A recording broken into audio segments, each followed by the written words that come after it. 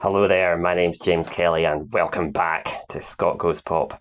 So it's become clear that one of the main attack lines that Labour are going to use against the new Jeremy Corbyn Zarah Sultana party is that it's splitting the left-wing vote and it's going to help reform into government. Paul Mason, who at one time was one of the UK's best journalists but has since gone totally bonkers, he wrote a completely mad piece suggesting that what Jeremy Corbyn is doing is analogous to what the German communists did in the 1930s by making it arithmetically impossible for a centrist government to be formed and therefore ushering in Adolf Hitler. Well, I have no time for that complaint at all because the salient facts are that Jeremy Corbyn was expelled from the Labour Party by Keir Starmer, an absolutely extraordinary thing for Keir Starmer to do, to expel his own predecessor as party leader. And while Zarah Sultana was not literally expelled from the party, she was subject to an indefinite suspension from the Parliamentary Labour Party, and there was clearly no way back for her. So it's the absolute height of hypocrisy to make it impossible for these people to play any role within the Labour Party and then to complain about them going off and doing something else in another party. In a small way, it reminds me of my experience of being expelled from the Alba Party on ridiculous trumped-up charges, because within a few days of my expulsion and of rejoining the SNP, I had Alba people saying to me in an incredulous tone, "Have you taken leave of your senses, James? Are you out of your mind, James? Have you been bribed by the SNP, James? Have you been nobbled by the security services, James?"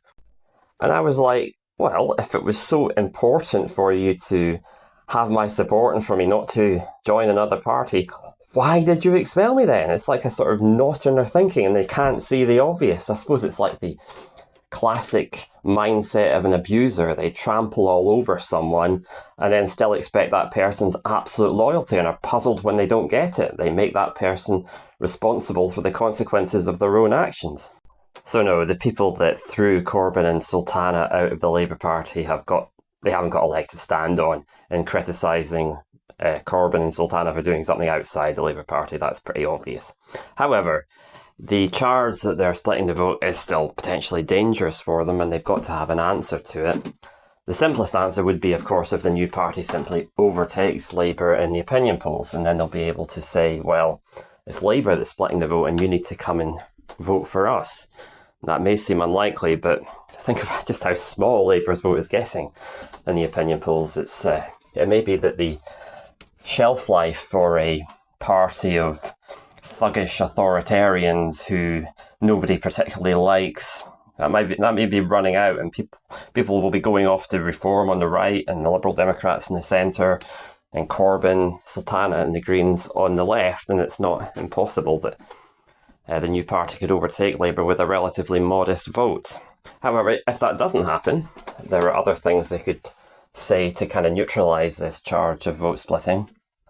And one of them is to challenge Labour to work with them, to commit to working with them if necessary to keep a reform government out. They could say, well, we will work with you. Will you promise to work with us? And that would make it very hard for Labour to continue to say that Corbyn is in any way enabling reform if they're the ones actually saying, no, we won't work with others to keep reform out. And probably Labour would refuse and would say they would refuse to work with Corbyn because they would fear being tarred with the brush of so-called left-wing extremism. And the other thing that Corbyn and Sultana really need to be saying to Labour is that if Labour are serious about keeping reform out of power, then they need to address the ludicrous nature of the electoral system. They need to take action to eliminate the danger, the very severe danger, that reform could form a government on 30% of the vote or less. And that danger was there long before any talk of a Corbyn or Sultana party. We've already seen opinion poll projections, many opinion poll projections this year, in the absence of a Corbyn party, showing reform forming a majority government on 30% of the vote or less. So Corbyn and Sultana need to say, that has to be addressed. And if you're not going to address it, there's no point complaining to us about letting a reform government in, because as things stand, Labour have got 4 years until the next general election, or up to 4 years, to sort this out. That's plenty enough time to change the voting system. It's enough time for the Boundary Commission to make any investigations that are needed into boundaries for a new electoral system under proportional representation. And so if Corbyn and Sultana were to get in quick enough and pound away at this, so to demonstrate consistency to the public on this issue, then at the end of that 4 years, they can say, well, we told you this was a danger, so there's no point blaming us for that danger. You refused to take the solution we offered to you. And I think that possibly would neutralise the issue quite effectively. But will they do that? I'm not sure they will, because there is this long history of the traditional left in Britain being ambivalent or hostile, openly hostile towards electoral reform. I can remember when I was growing up, I would see trade union barons on the platform at Labour conferences saying, oh, let's stick to good old first past the post and get our man into 10 Downing Street. And, well, good old first past the post, I mean, it's certainly old. You can certainly say that about it. It's an old system. But anyway, that would be my advice to the new party for what it's worth. I don't think they'll heed it, but that would be my advice, because proportional representation is a good thing in itself, but it would also be strategically smart for the new party for the reasons I've set out. Anyway, that's it for today. If you're enjoying this content, please subscribe to my YouTube channel, because that helps get it noticed. Anyway, thank you for today, and bye for now.